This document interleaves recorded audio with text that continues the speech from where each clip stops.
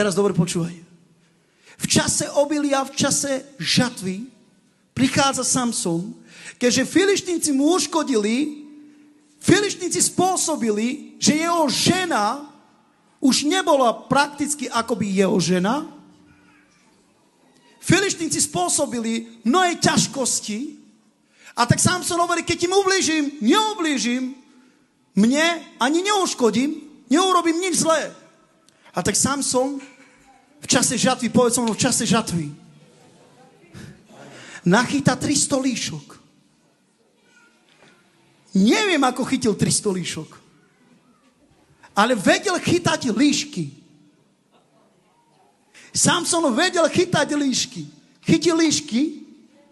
A viete, aké majú chvosty líšky? Dlhé chvosty. Dlhé chvosty.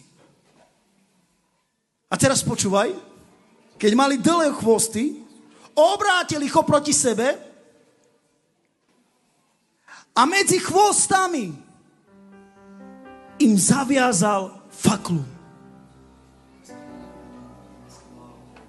Medzi chvostami im zapálil faklu. Ja sa vás pýtam, komu patrí pšenica?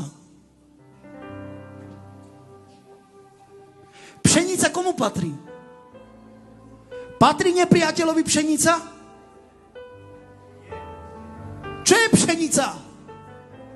Zo pšenice sa vyrába chlieb. Čo je úkaz na chlebu? Je to slovo. Ako môže mať nepriateľ na svojom poli slovo?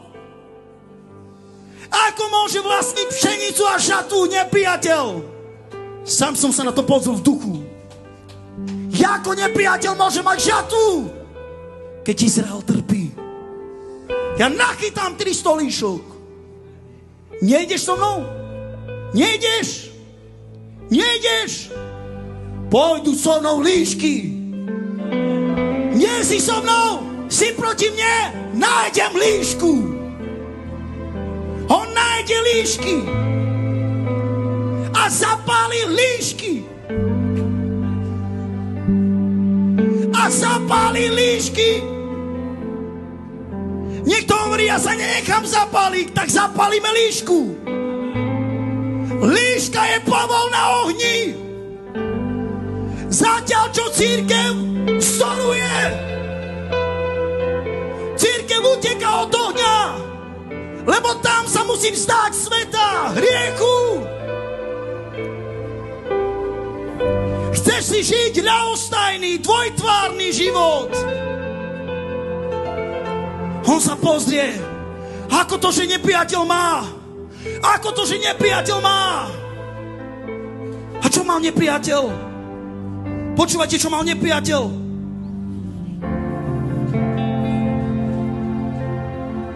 Nepriateľ mal pšenicu, korene, vinicu a olivové sady.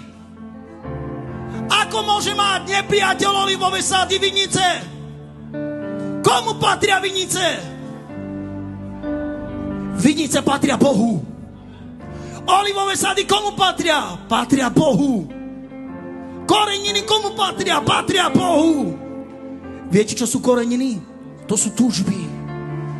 To sú túžby ducha. A teraz ti niečo poviem. Kde nájdeš hlavný oheň? Cieľ všetkého. Chyť 300 líšok. Pole je veľké. A počúvajte ma, ako ich pustí. V tvare kríža.